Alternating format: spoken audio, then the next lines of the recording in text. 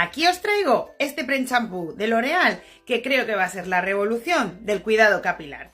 Este pre-champú es el primer paso en la rutina capilar. Vuelvo ahora para enseñaros cómo me ha quedado el cabello después de usarlo. Y así es como me ha dejado el pelo. Mirad qué brillo más bonito y qué suelto. Tiene un 12% de complejo reparador con enlaces con ácido cítrico, que penetra en el interior de la corteza capilar y repara la fibra regenerándola desde el interior, consiguiendo un 82% más de enlaces reconstruidos y un 98% menos de rotura.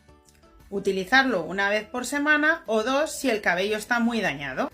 Hay que aplicarlo con el cabello mojado y dejarlo 5 minutos para que haga efecto. Y luego hacer tu rutina capilar como hasta ahora. Me encanta.